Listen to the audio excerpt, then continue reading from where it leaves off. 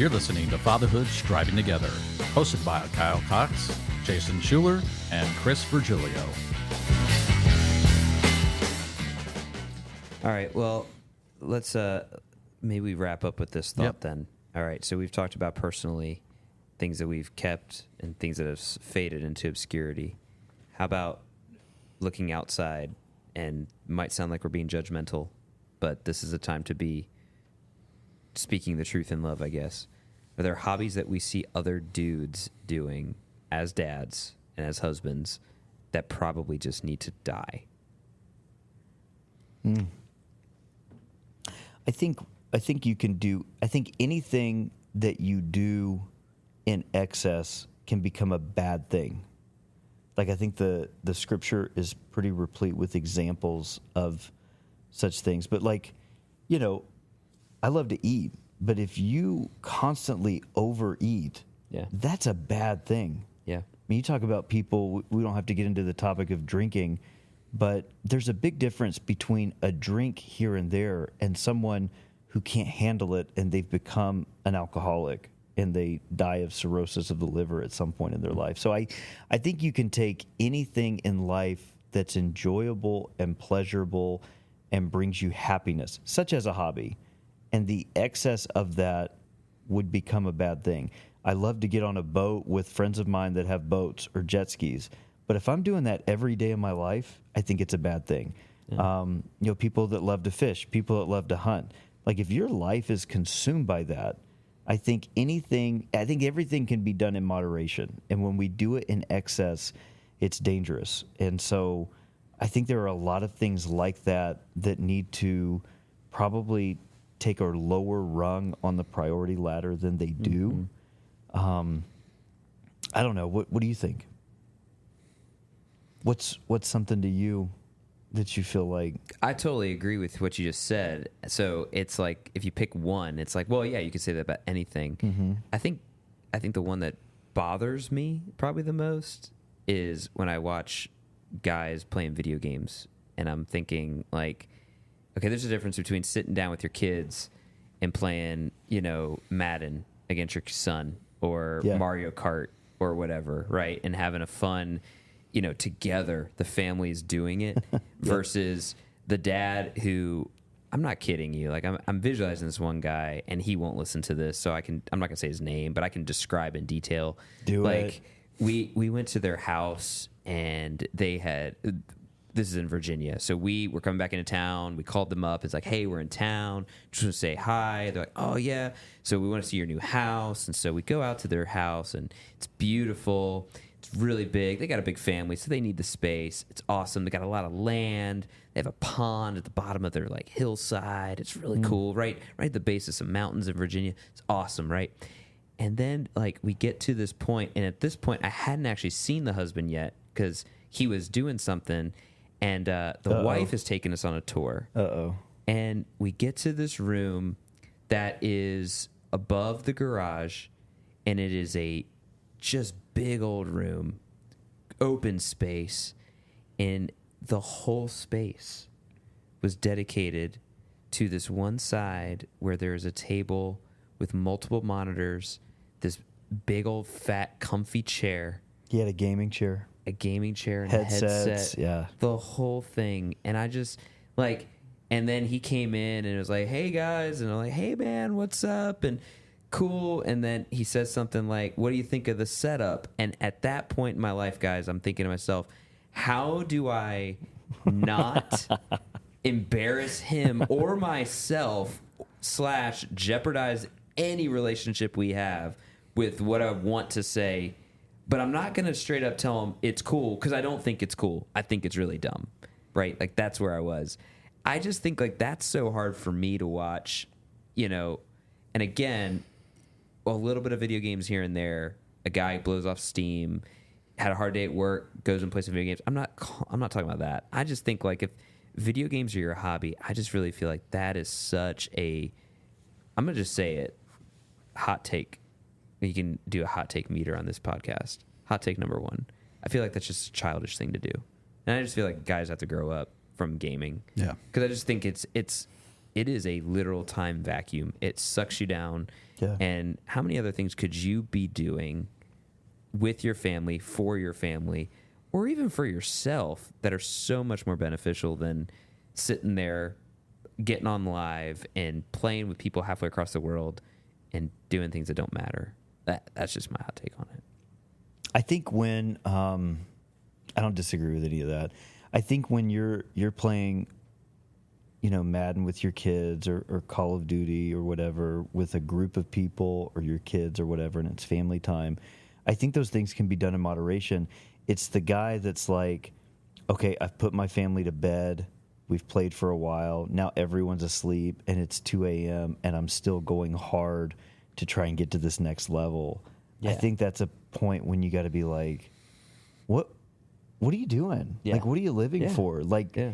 you're costing your family, the time, the money, the energy, the apathy that it would take. I mean, there's so many things with that. I didn't grow up playing a lot of video games. The extent of my gaming life was really Mario Kart. I got into Super Mario Kart and maybe a couple other games here and there. But yeah, if you were to tell me, okay, for the next hour, we're just going to play video games, I'd be like, oh man, what a drag. Why did I come here? Like, this is not what I want to do. And whereas other people would be like, we only slotted an hour for this? We're just getting started after that. And so I remember going to kids' birthday parties when I was a kid, and, 007 GoldenEye came out. And it's like, oh, great. What else are we doing? Yeah. That's it. That's it. Wonderful. Yeah. So Yeah. I think and this is a principle that I think is so true in life, is so many times what we as adults do in moderation, our kids will end up doing in excess. Mm-hmm.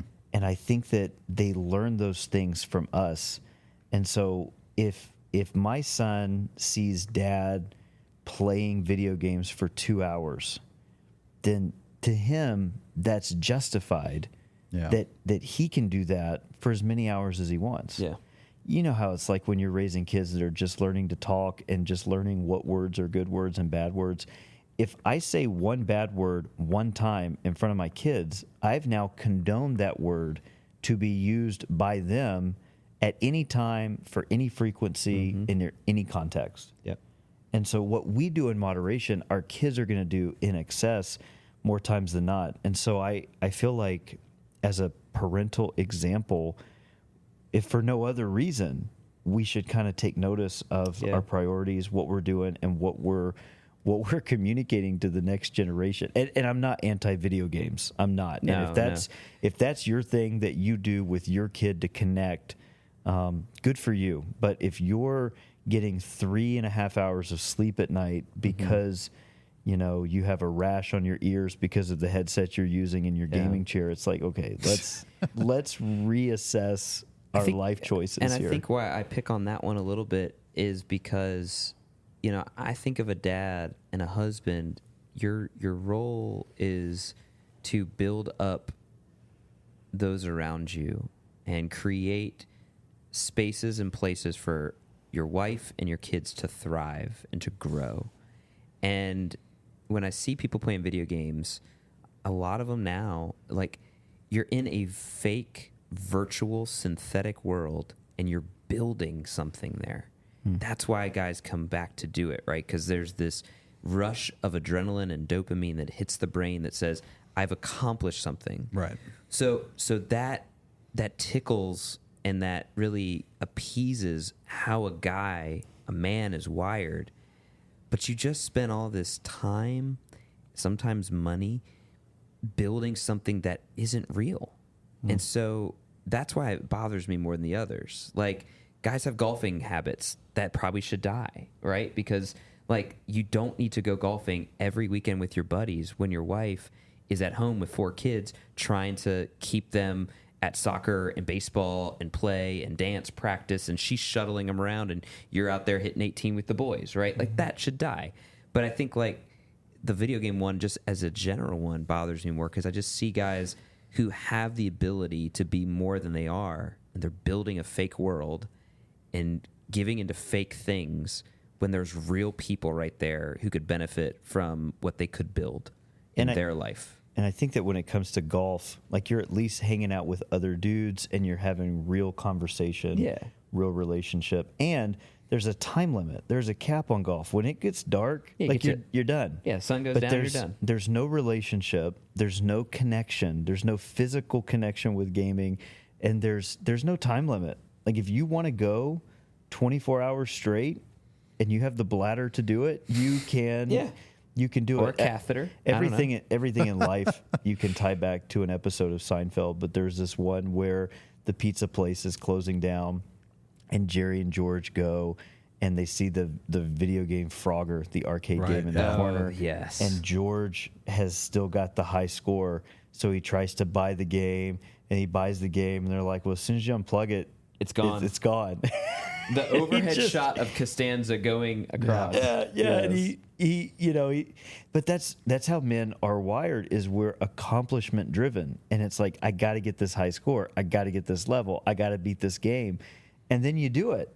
And it's like, well, then what? What have you accomplished? Yeah. Like, what do you have to show for what you've spent all this time doing? My kids, we have a Nintendo Wii. That's all we have.